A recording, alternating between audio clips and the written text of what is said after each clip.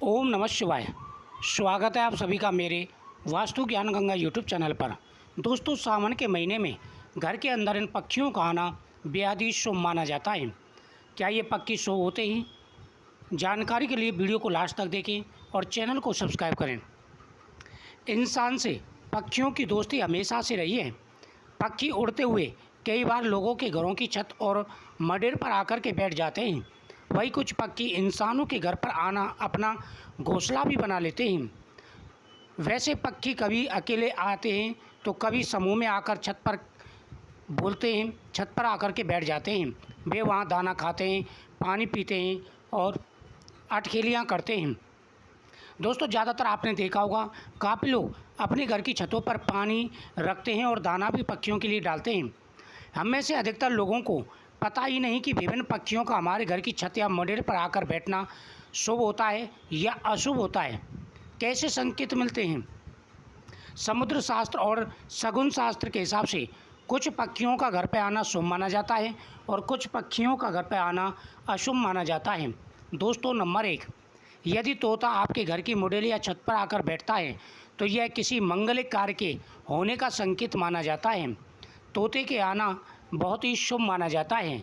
यदि तोता आपकी छत पर आकर के बैठ जाता है, घर की दीवार पर आकर के बैठ जाता है और वहाँ कुछ देर विश्राम करके फिर उड़ जाता है तो यह बेहद ही शुभ माना जाता है। माना जाता है कि आपके घर में कोई ना कोई शुभ कार्य होने वाला है। दोस्तों, नंबर 2, उल्लू को माँ लक्ष्मी का वाहन माना गया है। वैसे तो उल्लू कभी आते नहीं हैं, लेकिन अगर कभी उल्लू का आगमन आपके आसपास दिखाई देना शुभ माना जाता है। यदि घर की छत पर उल्लू दिखाई दे तो समझ लीजिए कि शीघ्र ही आपको कोई धन का लाभ मिलने वाला है। उल्लू माता लक्ष्मी का वाहन माना जाता है। वैसे तो ये आते नहीं हैं। अगर कभी आपको अचानक से घर की छत पर दिख जाते हैं तो समझ लेना कि अचानक से आपको धन का लाभ मिलने वाला है। बहुत से लोग ऐसे होते हैं जिनको बहुत ज़्यादा लाभ अचानक धन का मिलना शुरू हो जाता है, लेकिन वह संकेतों को नहीं समझ पाते। जैसे पक्षियों का घर में आना, छिपकली का घर में आना, व्यक्ति के दाएं बाएं आगे पीछे छींक का होना, ये सभी शगुन शास्त्र के हिसाब से माने जाते हैं कि व्यक्ति के ऊपर आने वाले संकट और खुशखबरियों की यह पहचान दिलाते हैं। दोस्तों, नंबर 3, यदि चिड़िया आपकी बालकनी या सीढ़ियों के ऊपर घोंसला बनाकर रहने लगे तो यह आपके घर में खुशियों के आगमन का संकेत होता है। यह इस बात का प्रतीत होता है कि अब आपके संकट दूर होने वाले हैं और आपके परिवार में अनेक प्रकार की खुशियां आने वाली हैं।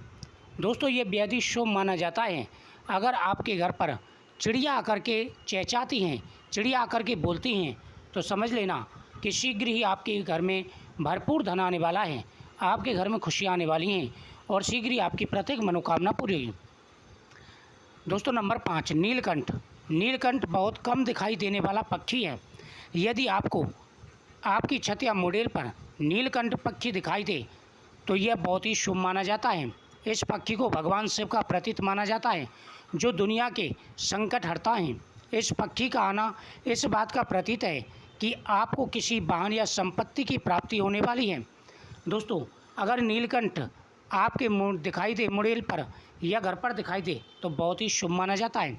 कौआ, घर के मडेर पर सुबह सवेरे कौए का आकर बोलना इस बात का संकेत है कि आपका कोई प्रिय व्यक्ति जल्दी ही आपके घर पर आ सकता है।